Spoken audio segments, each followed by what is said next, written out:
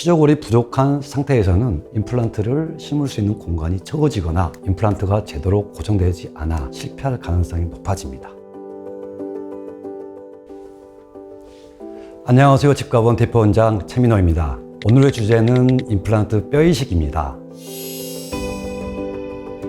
뼈이식을 설명하기 위해서 임플란트가 빠질 수 없는데요. 치아가 없는 자리에 임플란트를 식립하려면 치조골, 즉 뼈가 충분히 있어야 하는데요. 이때 잇몸뼈가 부족하거나 얇아진 상태라면 임플란트가 제대로 고정이 되지 않아 실패할 확률이 높아집니다. 그런 경우 필요한 시술이 뼈이식입니다. 특히 치아를 발치한 후에 시간이 많이 지나면 뼈가 자연스럽게 흡수돼 얇아질 수가 있는데, 이런 경우에는 뼈이식을 통해 부족한 부분을 보충하는 게 중요합니다. 뼈이식이라는 시술 명칭 때문에 신체에 굉장히 부담이 많이 가는 시술이라고 느끼실 수 있는데, 실제로 절개 부위는 최소화해서 진행하고 있어 신체에 가는 부담은 적은 편입니다. 또한 충분한 정밀 검사를 통해 치조골 상태를 파악하며 진행하고 있으니 너무 겁먹지 않으셔도 될 것 같습니다. 대신 시술 후에 부작용을 예방하기 위해서 치과에서 안내하는 주의사항을 꼭 지켜주시기 바랍니다.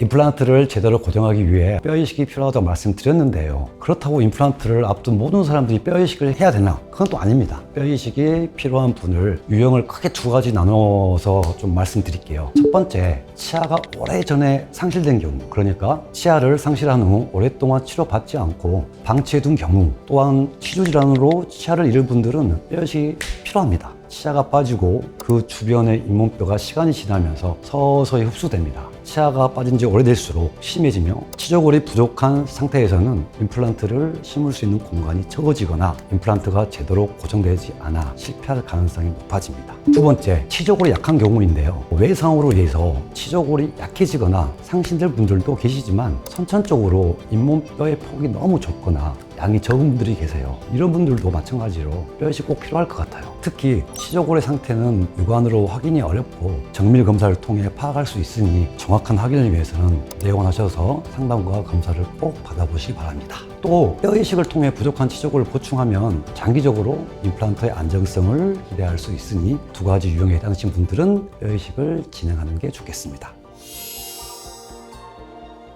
우선 앞서 설명한 것처럼 뼈이식을 하기 위해서는 우리의 치조골 상태 파악이 우선됩니다. 병원에서 정밀 진단 및 구강 검사를 진행하셔야 되는데, 상태를 파악할 때는 정확도가 제일 중요하기 때문에 본원처럼 첨단 장비를 활용하여 경험이 풍부한 병원을 방문하신 걸 추천드립니다. 정밀 검사를 통해 어느 부분이 얼마나 많은 치조골이 필요한지 세밀하게 파악이 되는데, 또한 정한 양만큼의 뼈를 시술 부위에 이식합니다. 이때 최소한의 절개 부위로 진행하고 있고, 환자분의 치주 건강을 꼼꼼히 체크한 후 진행하니 너무 염려하지 않으셔도 될 것 같습니다. 또한 이식한 치조골이 본인의 뼈와 어우러지며 자리 잡는 기간이 필요한데요. 개개인의 치주 건강에 따라 차이는 있지만 대략적으로 2개월에서 3개월 정도 필요합니다. 이식한 뼈가 주위의 뼈와 충분히 어우러지고 난 뒤 임플란트 픽스처 식립을 진행해야 합니다. 그렇지 않으면 식립한 픽스처가 제자리에 고정되지 못하기 때문에 시술하기 전에 미리 알아주시면 좋겠습니다. 우선 첫 번째로 치료 후에 입안에 고이는 피나 침은 절대 뱉지 말아 주십시오. 그리고 삼켜주세요. 삼키면 안 좋은 거 아닌가 생각할 수 있는데, 계속 피가 나거나 침을 뱉어버리면 오히려 지혈이 잘 안 돼서 피가 잘 안 멎을 수 있습니다. 또한 치료한 부위가 심하게 부을 수 있어 가볍게 삼키는 걸 권장드리고 있습니다. 두 번째, 시술 후 2-3주 정도는 금연과 금주를 꼭 해주시길 바랍니다. 절개한 부위가 염증 없이 잘 아물기 위함인데요. 술은 염증을 유발하고 흡연할 때 발생하는 입안의 압력은 상처가 아무는 걸 방해합니다. 또한 절개한 부위를 통해 균이 감염되어 염증이 생길 수 있으니 꼭 말씀드린 기간만큼은 금연, 금주 해주시기 바랍니다. 세 번째, 식사할 때 자극적 음식은 되도록 피해 주시는 걸 권장드립니다. 맵고 짠 음식은 잇몸을 붓거나 연약하게 만들어서 절개 부위가 아무는 회복 과정을 방해할 수 있기 때문이거든요. 추가로 음식 속 염분이 절개한 부위를 통해 직접적으로 잇몸과 잇몸뼈에 자극을 줄 수도 있고요. 사람마다 아무는 정도가 다 다르겠지만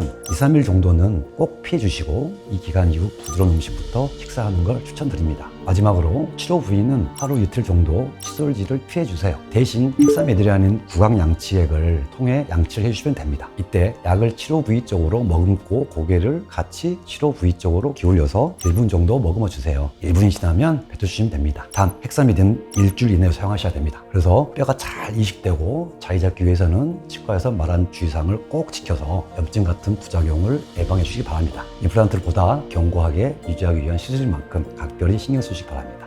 임플란트 뼈 이식이 어떤 시술인지 시술의 필요성과 과정 그리고 시술 후 주의사항을 설명드렸는데요. 임플란트 시술을 앞두고 뼈 이식으로 고민을 하고 계신 분들이 도움이 됐으면 좋겠습니다. 성공적인 임플란트 시술을 위해서 전체적인 잇몸뼈 상태를 정확하게 꼼꼼하게 체크하는 것이 가장 중요하거든요. 궁금한 점이 있으시다면 언제든지 문의 주시고 상담을 통해 더 자세한 정보를 안내받을 수 있으니 편하게 내오는 바랍니다. 오늘은 임플란트 뼈 이식에 대해 알아봤습니다. 지금까지 안녕하세요 치과의원 대표원장 최민호입니다.